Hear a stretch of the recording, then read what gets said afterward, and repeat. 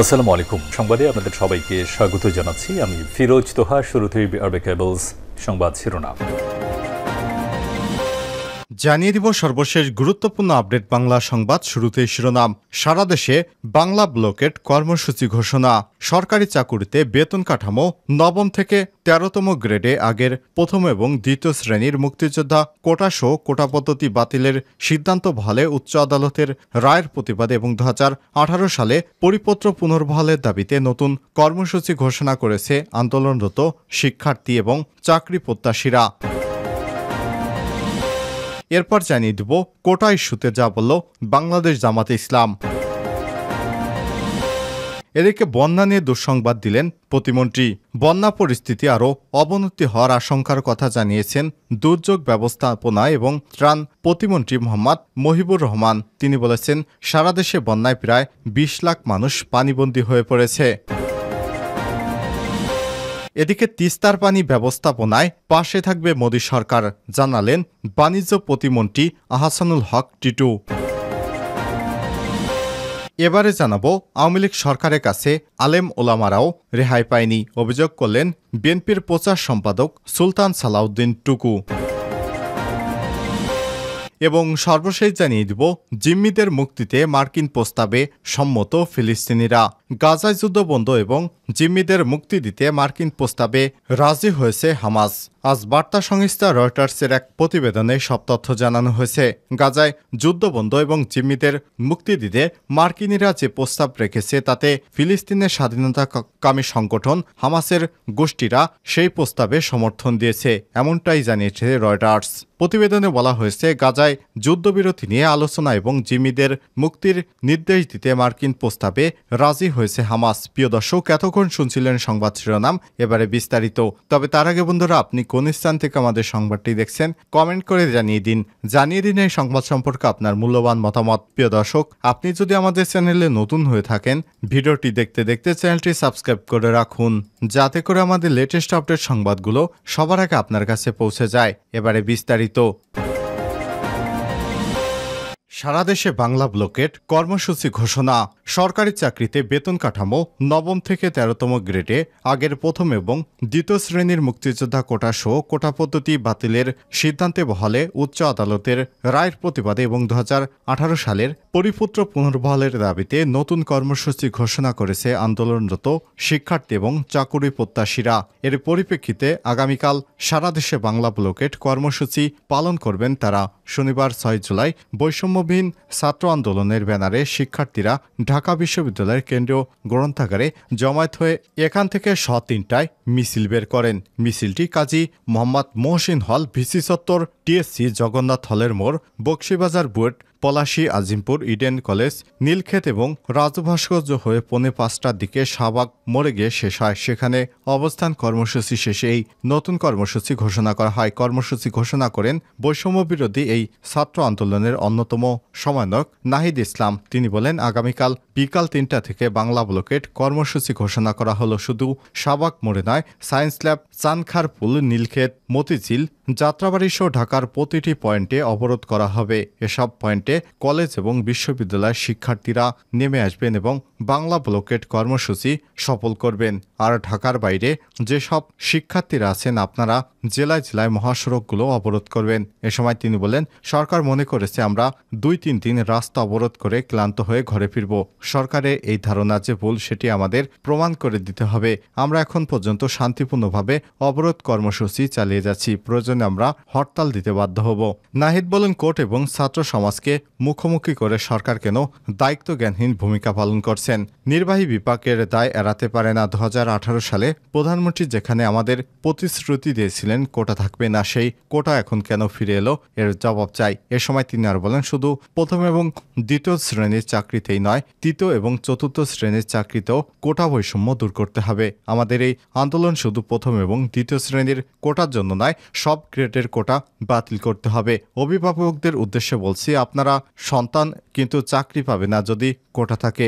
আপনাকেও নেমে আসতে হবে মাঠে। অভিভাবক এবং শিক্ষকদের প্রতি আহ্বান জানাচ্ছি, আপনারা শাহবাগ এসে আমাদের আন্দোলনের সঙ্গে শরিক হন। ক্লাসে না ফেরার ঘোষণা দিয়ে নাহিদ হোসেন বলেন, শিক্ষকদের আন্দোলন একদিন বন্ধ হয়ে যাবে, কিন্তু আমাদের আন্দোলন বন্ধ হবে না। শিক্ষকেরা ক্লাসে ফিরে গেলেও দাবি আদায় না হওয়া পর্যন্ত আমরা ক্লাসে ফিরব না। লাইব্রেরি খোলার ব্যাপারে নাহিদ বলেন, আমরা বিশ্ববিদ্যালয় প্রশাসনকে অনেক আগেই বলে রেখেছি ঢাকা বিশ্ববিদ্যালয়ের কেন্দ্রীয় লাইব্রেরি এবং সায়েন্স লাইব্রেরি খুলে দেওয়ার জন্য। আপনারা যদি দ্রুত সেটি খুলে না দেন তাহলে আমরা নিজ দায়িত্বে সেটি খুলে নিব। কর্মসূচি ঘোষণার আগে বৈষম্য বিরোধী এই ছাত্র আন্দোলনের আরেক সমন্বয়ক হাসনাত আবদুল্লাহ বলেন, এতদিন পুলিশ আমাদের সহযোগিতা করে এসেছে, কিন্তু আজকে পুলিশের একটি সুবিধাবাদী গোষ্ঠী আমাদের ভুয়া বলে সম্বোধন করেছে। ঢাকা বিশ্ববিদ্যালয়ের শিক্ষার্থীদের সঙ্গে আঙুল উঁচিয়ে কথা বলেছে, আমাদের দিকে তেড়ে এসেছে। এ সময় তিনি বলেন, পুলিশের সঙ্গে আমাদের যে সৌহার্দ্যপূর্ণ সম্পর্ক রয়েছে সেটি উপেক্ষা করে সুবিধাবাদী কোনো গোষ্ঠী যদি কোনো ফায়দা লোটার চেষ্টা করে তাহলে আমরা তাদের হাত গুড়িয়ে দিব। আমাদের সেই দিক দিয়ে পুলিশের আঙ্গুল তুলে তেড়ে এসেছিল, সাবধান করে দিছি, সেই আঙ্গুল নামিয়ে ফেলুন, অন্যথায় বাংলার ছাত্র সমাজ এর জবাব দিবে। কোটা ইস্যুতে যা বলল জামাত ইসলাম। সরকারি চাকুরিতে বেতন কাঠামো নবম থেকে 13তম গ্রেডে আগের প্রথম এবং দ্বিতীয় শ্রেণীর মুক্তিযোদ্ধা কোটাসহ কোটা পদ্ধতি বাতিলের সিদ্ধান্ত বহালে উচ্চ আদালতের রায়ের প্রতিবাদে এবং 2018 সালে পরিপুত্র পুনর্বহালের দাবিতে লাগাতার কর্মসূচি পালন করছে বিভিন্ন বিশ্ববিদ্যালয়ের শিক্ষার্থীরা। এবার কোটা ইস্যু নিয়ে কথা বলেছেন বাংলাদেশ জামাত ইসলাম। দলটির কেন্দ্রীয় কর্মপরিষদ সদস্য এবং ঢাকা মহানগর দক্ষিণের সেক্রেটারি ডক্টর শফিকুল ইসলাম মাসুদ বলেছেন, বর্তমান ক্ষমতাসীন সরকার মেধাবীদের বঞ্চিত করতেই কোটা পদ্ধতি বহাল রেখেছে। শনিবার 6 জুলাই বাংলাদেশ জামাত ইসলামী ঢাকা মহানগর দক্ষিণ খিলগাঁও পূর্ব থানার উদ্যোগে আয়োজিত বাৎসরিক রোকন সম্মেলনে প্রধান অতিথির বক্তব্যে তিনি এসব কথা বলেন। এ সময় তিনি বলেন, দেশের স্বাধীনতা এবং সার্বভৌমত্বকে পদদলিত করতেই তারা আজ ছাত্র জনতা সকল নাগরিকের বিরুদ্ধে অবস্থান নিয়েছে। তাদের হাত থেকে দেশকে রক্ষা করতে এবং জনগণের পছন্দের সরকার দেশে প্রতিষ্ঠা করতে দেশপ্রেমিক জনতাকে ঐক্যবদ্ধ হয়ে রাজপথে গণ আন্দোলন গড়ে তোলার বিকল্প নেই। শফিকুল ইসলাম মাসুদ আরও বলেন, পরিচ্ছন্ন ইমানের জন্য প্রয়োজনে পরিচ্ছন্ন ইলমি যোগ্যতা, ইমানার পরিচ্ছন্ন আমলও তার পরিচ্ছন্ন হতে হবে। এজন্যই মহান আল্লাহ তাআলা মানুষের প্রয়োজনে কোরআন নাজিল করে প্রথম বলেছেন, ইকরা অর্থাৎ পড়ো, অধ্যয়ন করো। জেনে বুঝে আমরা পরিণত করার অর্থই হচ্ছে পরিপূর্ণ ঈমান অর্জন করা। জামাত ইসলামের রুকনিয়াতকে অর্থবহ করার জন্য কোরআনের জ্ঞান অনুযায়ী তা আমলে বাস্তবায়ন করতে হবে। বন্যা নিয়ে দুঃসংবাদ, দুর্যোগ প্রতিমন্ত্রীর। বন্যা পরিস্থিতি আরও খারাপ হওয়ার আশঙ্কার কথা জানিয়ে দুর্যোগ ব্যবস্থাপনা এবং ত্রাণ প্রতিমন্ত্রী মোহাম্মদ মহিবুর রহমান বলেছেন, সারা দেশে বন্যায় প্রায় 20 লাখ মানুষ পানিবন্দী হয়ে পড়েছে। শনিবার 6 জুলাই দুপুরে সচিবালয়ের সংবাদ সম্মেলনে প্রতিমন্ত্রী এসব কথা বলেন। মোহাম্মদ মুজিবুর রহমান বলেন, সারা দেশে এ পর্যন্ত 15টি জেলা বন্যার কবলে পড়েছে। এতে প্রায় 20 লাখ মানুষ পানিবন্দী হয়ে পড়েছে। এসব এলাকায় 3 কোটি 10 লক্ষ টাকা নগদ এবং 8,700 মেট্রিক টন চাল দেওয়া হয়েছে। প্রতিমন্ত্রী আরও বলেন, বন্যা পরিস্থিতি দীর্ঘস্থায়ী হতে পারে। আগামী মাসে আবারও বন্যা দেখা দিতে পারে। আক্রান্ত হতে পারে আরও বিভিন্ন জেলা।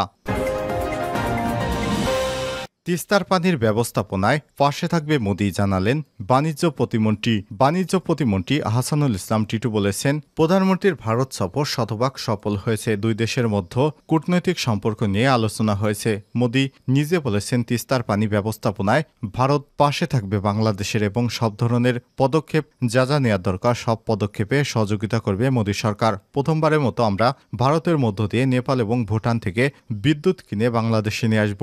শনিবার 6 জুলাই দুপুরে টাঙ্গাইল শেখ হাসিনা মেডিকেল কলেজ হাসপাতালে হলরুমে আয়োজিত জেলার স্বাস্থ্য সেবার মান উন্নয়নের লক্ষ্যে মতবিনিময় সভা অনুষ্ঠান শেষে সাংবাদিকদের প্রশ্নের উত্তরে তিনি এসব কথা বলেন। তিনি আর বলেন, দ্রব্যমূল্য নিয়ন্ত্রণে উৎপাদন থেকে ভোক্তা পর্যন্ত তাদের উভয়ের মধ্যে সরবরাহ উন্নত করার চেষ্টা করছি। দেশীয় পণ্য আমদানি পণ্য সরবরাহ যেন সংকট তৈরি না হয় তা নিশ্চিত করছি।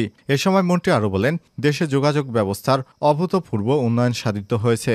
যখন যেখানে যে পণ্যের প্রয়োজন আমরা দ্রুত উন্নয়ন যোগাযোগ ব্যবস্থার কারণে সেই পণ্য সরবরাহ নিশ্চিত করব। ভোক্তাদের কাছে দ্রুত পণ্য পৌঁছে দেওয়ার জন্য আমরা রেলওয়েকে ব্যবহার করব।